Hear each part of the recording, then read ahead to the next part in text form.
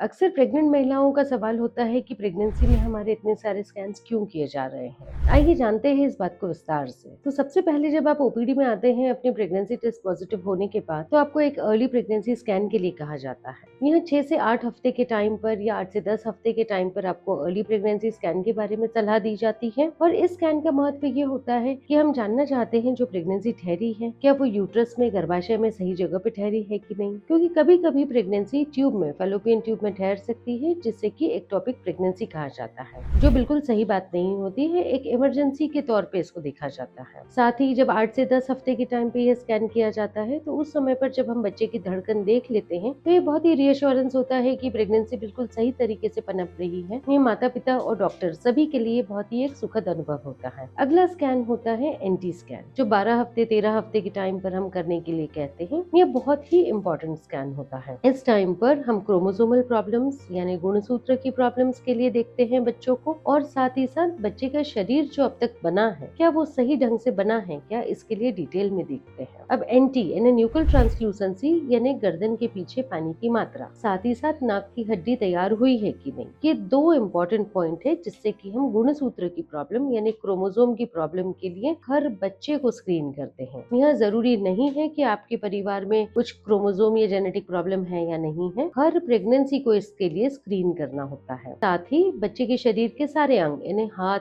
पैर, रीढ़ की हड्डी, बच्चे का हार्ट, ब्रेन, सिर, ये सारी चीजों को बहुत डिटेल में देखा जाता है। और यदि यह पड़ाव आपने अच्छे से पार किया है, इसका मतलब कि आपकी प्रेगनेंसी सही तरीके से पनप रही है। इस स्कैन के सही इस समय पर आप बच्चे को हिलते डुलते, उछल कूद करते हुए देखते हैं। ये बहुत ही सुखद अनुभव होता है। इसी स्कैन के साथ साथ हम एक डबल मार्कर टेस्ट करने के लिए भी कहते हैं। अगला स्कैन होता है 5वें महीने का टारगेट स्कैन या अनोमली स्कैन। यह स्कैन भी बहुत इंपॉर्टेंट स्कैन है, क्योंकि 5वें महीने 5.5 महीने के आसपास तक बच्चे के शरीर के काफी अंग डेवलप हो चुके होते हैं, तैयार हो चुके होते हैं। इस स्कैन को भी बहुत डिटेल में देखा जाता है। कभी कभी 2-3 सिटिंग्स भी लग जाती है इस स्कैन को कंप्लीट करने में। इसमें शरीर के सारे अंगों को बहुत डिटेल में देखना पड़ता है। तो अभी तक 5 महीने तक आपके 3 स्कैन हो चुके होते हैं। इसके बाद आते हैं ग्रोथ स्कैन। तो 5वें महीने के स्कैन तक सब महिलाओं को लगने लगता है कि इंपॉर्टेंट स्कैन हो गए, अब स्कैन की क्या जरूरत है। पर आगे ग्रोथ स्कैन की भी उतने ही महत्व होते हैं, क्योंकि बच्चे का वजन ठीक से बढ़ रहा है कि नहीं, बच्चे के आसपास का पानी की मात्रा कैसी है, बच्चे का ब्लड सप्लाई कैसा है,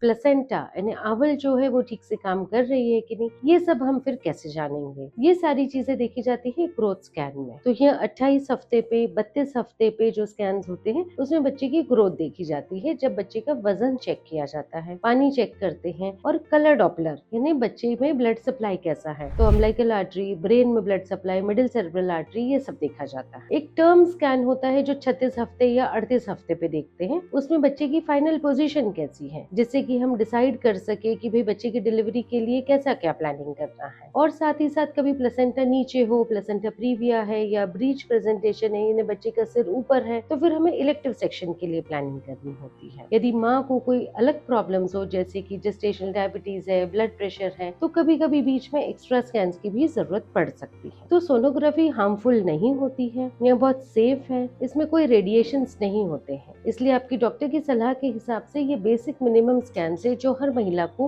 प्रेगनेंसी के दौरान करने ही चाहिए।